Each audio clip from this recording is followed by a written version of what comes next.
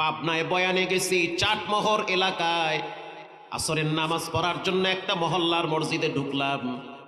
গেটের সামনে লেখা আছে, হে যুবক, যদিও তুমি মসজিদে আসবা না, কিন্তু মসজিদের পালকি টাইম মতো তোমার বাড়ি চলে যাবে।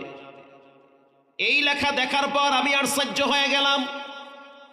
ওখানে উজু বানাইলাম, মসজিদে ঢুকার সময় দেখলাম একজন মুরব্বী লেখার দিকে বারবার তাকায় আছে আর নিঃশ্বাস ছাড়ে। তার সাথে সালাম বিনিময় হইল। প্রশ্ন করলাম, লেখা থাকবে আসসালামু আল্লাহুম্মা ইফতাহলি আবওয়াবা রাহমাতিক।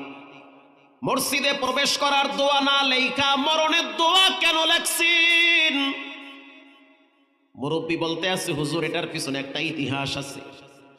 আমাদের এই মহল্লার থেকে কিছু যুবকরা মাইক্রো ভাড়া করে কক্সবাজারে ভ্রমণের জন্য রওনা হয়েছে।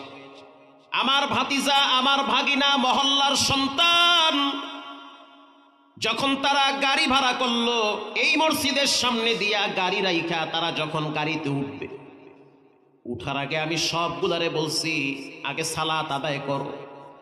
বেশি আনন্দ করতে গেলে বেশি বিপদে পড়া লাগে, কারণ বর্তমান সময়ে হঠাৎ হঠাৎ মানুষ বিপদে পড়ে। মহল্লার সভাপতি স্পষ্টভাবে বলে, ওদেরকে আমি বুঝাইলাম, ওরা আমার সাথে নামাজ পড়ল। নামাজের পরে যখন ওদেরকে বললাম, আনন্দ এনজয় করতে গিয়া রবকে ভুলে যেও না, কারণ তোমরা কিন্তু মাঝে মাঝে আনন্দ করতে গিয়া ব্যালেন্স হারায় ফেলাও, মদ খায়া অনেকে টাল হয়ে থাকে। কিন্তু তারা সেই কথা মানে নাই। শুনলাম পরবর্তীতে মাইক্রোর ভিতরে তারা বক্স বাজায়া বাজায়া নাচতে নাচতে কক্সবাজার রওনা হইছে। ভিতরে সিগারেট ধরাইছে, দিব্যি আরামে খাইতেছে, অথচ নামাজ কাজা হইতেছে, কোনো টেনশন নাই। ঢাকা ক্রস করার পরে যখন কুমিল্লা রোডে ঢুকলো, ইউটার্ন নিতে গিয়ে একটা হোটেলে খেতে যাবে। হোটেল ডান পাশে, গাড়ি বাম পাশে। ইউটার্ন নিতে গিয়ে হঠাৎ ট্রাক আইসা মাইরা দিছে। এমন ভাবে মেরে দিয়েছে, 11টা লাশ আমরা ভিতর থেকে টাইনা বাইর করছি। এই মসজিদের সামনে 11টা লাশ আমরা শোয়া রাখছি।